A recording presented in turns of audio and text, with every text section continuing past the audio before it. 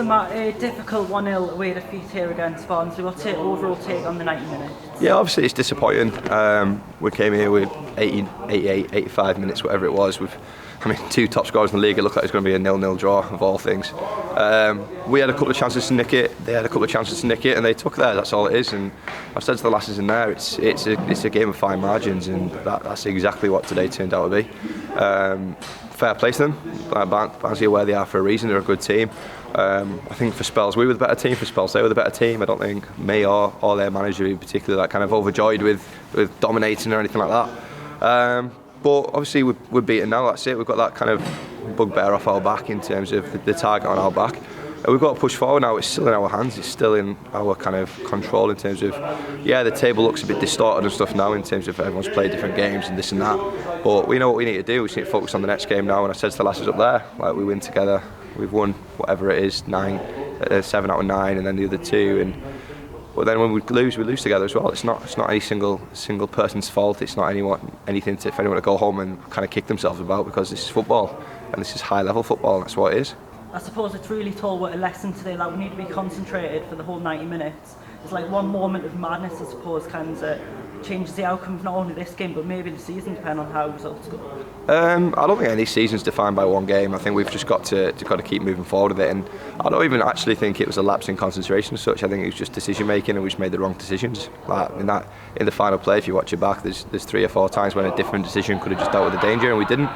But that's what I'm saying. It's collective. It's decisions across the pitch lead to that, and yeah, we didn't deal with it, but like all the players involved, it's like they were class for the other 85, 89 minutes or whatever, and we deal with that, and that's what I mean. We've got a great group, and we just need to push forward through it and focus on the positives we take from it. And like I say, obviously, I think they're the first team since Spenny were right at the start to stop us from scoring, and we were nearly the first team in however long for them to stop them from scoring, and that's what it is.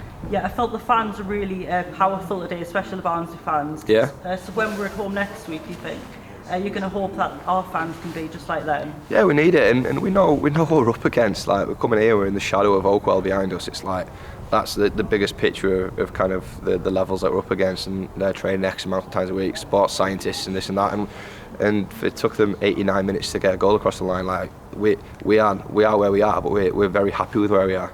And next week, we've got so many home games in the balance now. Hopefully, get people down and watch it, because you're right, the crowd today was on it, and they want the referees back, and they were kind of like pushing the team on and right to the final whistle. But the thing is, we saw what it meant at the end of them. Like, they were absolutely bouncing around. They're cheering on because they beat kind of little old South Shields from the northeast. Like, that's what the lasses need to hold on to.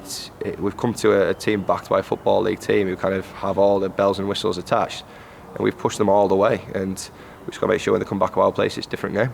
And I suppose now we've finished the Yorkshire away days. The long away trips are now pretty much done now. Mm-hmm. So just how relieved are you to get that out of the way? Yeah, it's good. We were saying on the way down, it's good to get them out of the way, because obviously we got them out of the way early, and now we've got a run of 9 games in 12 or whatever it is to have a home. And all these teams, Barnsley, Bradford, Hull, who we've been away to, and it's hard travelling this distance, like on the bus, kind of stretching your legs, getting up for it, thinking of nothing else. They've got to do that for us now, and we know what we're all about. Like I say, at home we are strong, and we've just got to make sure we use that advantage as much as we can and exploit the distances that they're travelling. So kind of, what's your takeaway from today's game? Just that we've got the ball. It's a game of fine margins. Like, we do what we do, and it's tactically, there's probably things that we changed and we could have changed differently, and as anything, like, I take full responsibility for all that side of it and the performance wise. But in all, there's not too much we could have done different. We shuffled the pack 3 or 4 times. We had people playing out of position but did really well. We had different formation changes, and each time the girls adapted, and it kind of gave us a foothold back on top of the game. And then, like I say, we kind of get beat by a hump in the box. It's like, it's football. That's at the end of the day, and yeah, we'll pick ourselves up and dust ourselves down.